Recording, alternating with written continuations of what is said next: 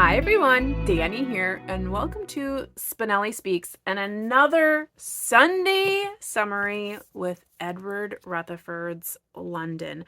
I know you are sick of me. I promise there are only 4 chapters left. So if you haven't already, I hope you take some time and hit that subscribe button as well as the notification bell so you don't miss any of the remaining chapters. And if you have missed any chapters, feel free to jump right on down into the description and find that playlist, and all of the summaries will be available for you there.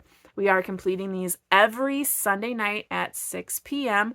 And that'll bring us right up through to Thanksgiving. And then the Sunday after Thanksgiving, we'll have a live discussion where we'll just have some fun and talk about the book as a whole. Not sure exactly what we'll discuss, but I'm sure it'll be a fun time. This evening's chapter is titled The Crystal Palace. It is chapter 17, and it is a very quick chapter. I didn't even realize that it had finished. I listened to this on my through audiobook, and all of a sudden it started to talk about a different character, and I was like, wait, who is that? And I had to go back, and I was like, oh, the chapter's over. The way the chapter ended, it just felt very unfinished. So I did have to go back and make sure that I understood, like, okay, that's the end of the chapter. So our chapter brings us to 1851, which is about 20 years after the last chapter. So we will see a couple of recurring characters. Now, the characters that we do see in this chapter are one big happy family. We do follow 4 sisters of the Doggett family and their husbands. Now, with it being the Crystal Palace, we understand that it's a very big building, that it was kind of the first of its kind, being made mostly of glass and I believe like steel or iron. And it goes on to express the industrialism of the time, the ingenuity and innovation of the time, with Queen Victoria and the World's Fair, through this upcoming dinner party, which brings this family together. There's a lot of conversation, both innovation and the political climate, and through those conversations we get to understand what is happening during the time. So as we've seen in the previous chapters, sometimes we have chapters that are very like historical event heavy, and then we have some fun chapters where it's just mostly about the fictional characters. I would say that this chapter is more so about the fictional characters. There's not a lot of real in-depth heaviness when it comes to the historical part. We just hear about certain things that are happening during this time frame, that coincide with what happened actually in history. So let's talk a little bit about the people that we see in this chapter. So like I said, it's one big happy family. We're following these Doggetts, and there are 4 sisters, and they all come from a patriarch who we later find out is Silas Doggett. If you recall from the last chapter, Silas Doggett was the cousin who no one really wanted to know, because he dredged the Thames for dead bodies, basically looking for loot and pawning that off for his own funds. Later in the chapter, we find out that he ends that career and starts collecting people's rubbish and rifling through that. In this chapter, we find out just how far that endeavor went, and that now he is a very wealthy man, very influential, and no one quite remembers that he did the things that he did, and he likes it that way. As we know, the cleaner your past is, the better it is, the more people want to get to know you. If everyone knew that he basically collected garbage for his wealth, that wouldn't be such a great way to know somebody. So he really doesn't like to know anyone that knew him from the past, I guess is what I'd like to say there. As for his daughters, they are all married to very influential people in our reading because they're all people from our great big family tree.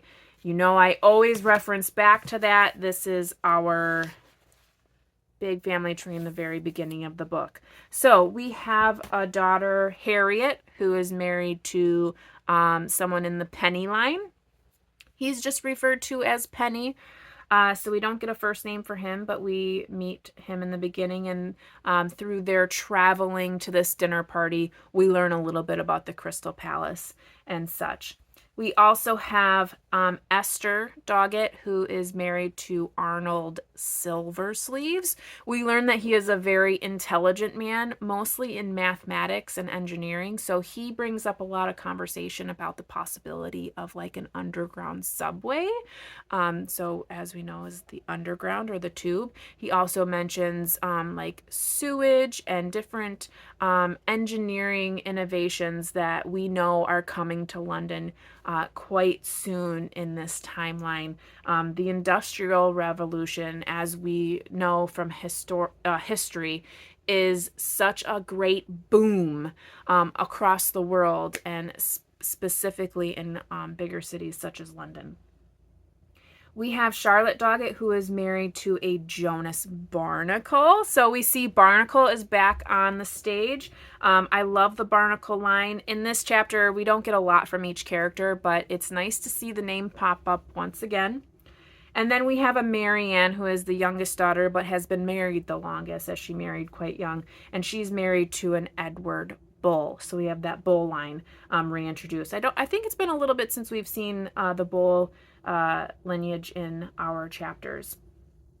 We also, at our dinner party, have the young Meredith. He is visiting in as he is in business with Barnacle, as Barnacle has shares in a ship to be able to travel to different countries and do some trading. As we know, the Barnacle line is very much one with the water, so to speak. And through Meredith, we see this younger generation, a generation who is very open to different cultures, is very open to new things. And in his conversations, we have a lot of like poo-pooing and the older generation kind of looking down and kind of questioning his audacity of wanting to travel instead of just going straight to work. So now, knowing that we have met up again with Silas Doggett, there is a character that comes out of the woodwork towards the end of the chapter, and it's very sad, the interaction that we see there. And when I mentioned earlier how the chapter kind of ended and there wasn't a lot of finality to it, it kind of just like stopped and I felt like it didn't have any closure. That's where I'm referring to this somewhat of a cliffhanger, and I don't want to give too much away because I felt like it was kind of a surprise at the end.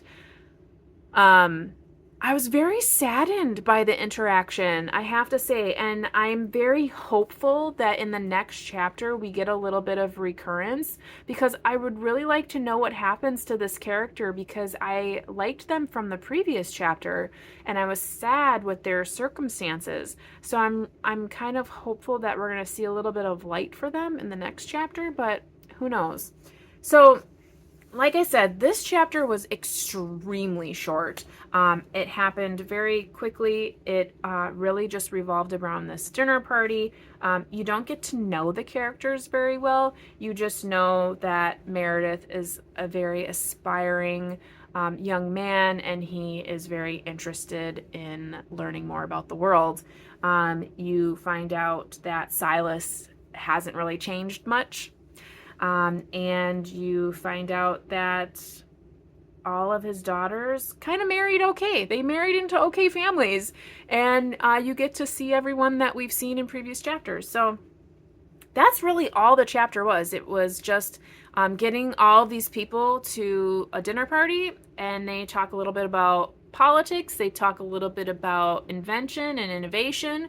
And they kind of just go on their merry way, very oblivious of matters that are probably a little bit more important than what they're having for dessert. So, anywho, like I said, I hope the next chapter gives us a little bit more clarity in a certain direction.